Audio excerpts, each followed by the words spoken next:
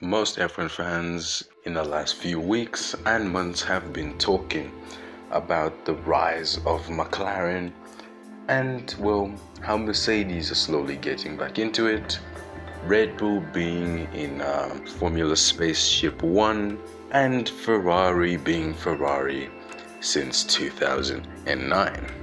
But if there's one team that we don't really talk about compared to those teams that I have mentioned, Aston Martin, who were the most seriously hyped team on the grid about a few months ago. Let's just say in March and April, the times where they were nearly competing with Red Bull and throwing Mercedes into a bin, or throwing the rest of the competition into a bin, including Ferrari.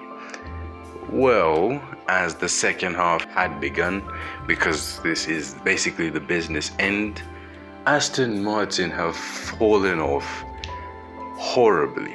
I can't even begin to think how they went from being top of the world, sort of, to being as far down as starting in the pit lane. Both cars, by the way, but a good recovery and help from Lewis and Charles after their disqualifications. But still, Aston Martin have had a terrible second half to the season. They had some upgrades which didn't really work out, especially on Fernando Alonso's car for Cota, and he had to go back to the old version of the AMR 23, and well, he fought back.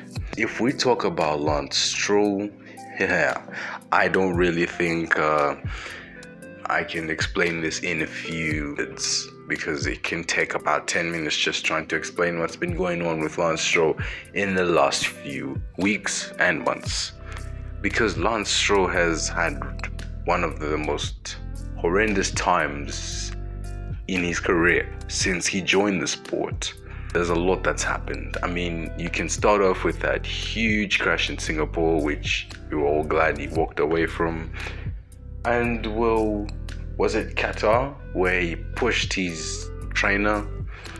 And well, on a Sky Sports interview, seemed very upset, replying with one-word answers, which most of your crushes would be doing to you.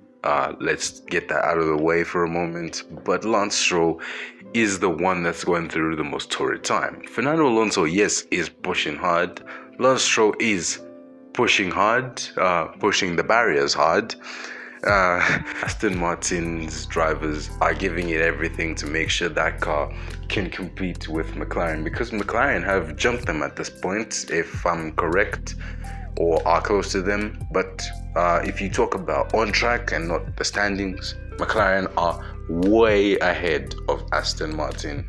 And if it's about Mercedes, let's not talk about that, because Mercedes are gone, if you exclude what happened in Cota. But Aston Martin should be careful for what's about to come, because we've got other teams slowly on the rise. I could say Alpine, but they've had too many baguettes in the last few months, so I don't really think they will be challenging Aston Martin anytime soon. I hope somebody comes back to this video in Abu Dhabi to tell me I'm wrong or to tell me I'm correct. But yes, they've had too many baguettes, especially Pierre Gasly. And Ocon, well, let's not talk about him for a moment. But yes, back to Aston Martin. They were the strongest team, or most powerful team, second to Red Bull actually. Let's not consider Red Bull, because Red Bull isn't in Formula 1. They're in Formula Spaceship, not Formula 1, or Formula Rocket Ship, whatever you want to call it. And if we talk about F1.5, Aston Martin were on the top, but they're no longer on the top. I know some of the things I've said in this video don't make sense, but I'm sure you get the point. But all jokes aside, Aston Martin have completely had a torrid time, because their rivals were so far behind them. Let's start with McLaren. They were coming out they were not even in the top 15 at Bahrain earlier this year, and all of a sudden their cars are coming out double podiums, races in a row. It's crazy. McLaren are on the rise. Mercedes had a completely failed aerodynamic package, but then at the end of the season just managing to grasp whatever. This is basically building up to the 2024 machine, the W15, which everyone is gonna have to watch out for. And Ferrari are serious when they want to be. So I best it's we just not talk about Ferrari for the moment, at least. Next year is gonna be their year, trust me.